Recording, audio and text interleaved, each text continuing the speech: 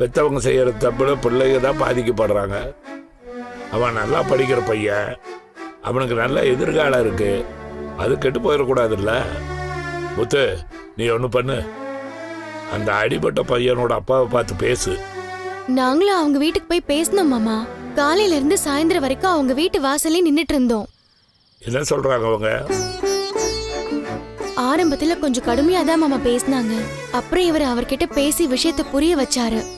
அதான் நாளைக்கு ஸ்கூலுக்கு வந்து கிறிஷ் எதனால இப்படி பண்றான்னு ஒரு டெஸ்ட் வச்சு முடிவு சொல்றேன்னு சொல்லிருக்காரு மாமா.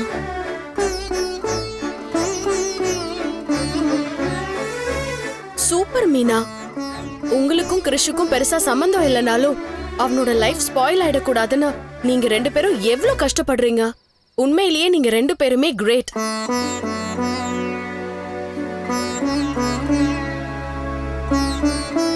முத்து, நீ நல்லதாண்டா பண்ணிருக்க. அந்த பையனோட அப்பா இறங்கி வந்திருக்காருல்ல, கண்டிப்பா அவர் புரிஞ்சுப்பாரு. வேற ஏதாவது ஹெல்ப் வேணும்னா சொல்லு, நானும் வரேன். டேய், நீ ஏண்டா உனக்கு சம்பந்தம் இல்லாத விஷயத்துல எல்லாம் தலையிடுற? நீ எதுலயும் போய் மாட்டிக்காத. இதுங்களுக்கு தான் வேற பொழப்பு இல்ல. ஜியா, அந்த பையன் கொஞ்ச நாள் நம்ம வீட்டில் இருந்திருக்கான். இந்த வீட்டு பையன் மாதிரி தான் அவனும். அவனுக்காக நம்ம தானே போய் நிற்கணும். அந்த பையன் இதுக்கு முன்னாடியே இப்படிதான் இருந்தானா, இல்ல இங்க வந்து இதுங்க கூட பழக போய் இப்படி ஆயிட்டானான்னு தெரியலையே.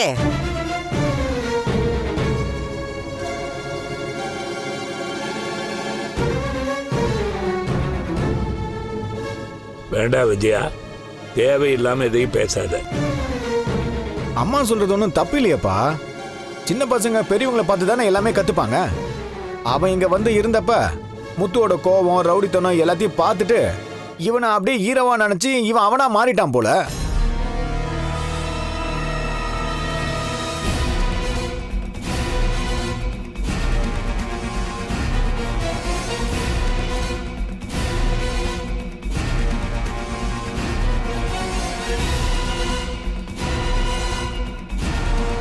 வேண்டாம், வார்த்தையை பார்த்து பேசு.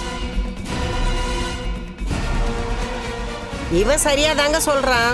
அவங்கிட்ட இருந்துதான் அந்த ரவுடி தரத்தை அந்த பையன் கத்துக்கிட்டு இருப்பான்.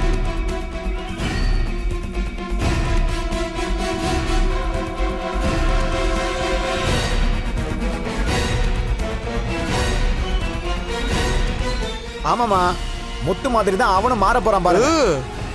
இவனை மாதிரி அவனும் சீர்திருத்த பள்ளிக்கு போக போறான் பாருங்க.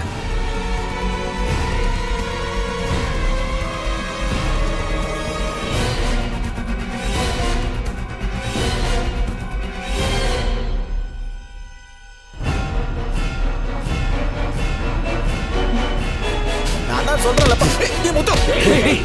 மறுபடியாடா? மறுபடியா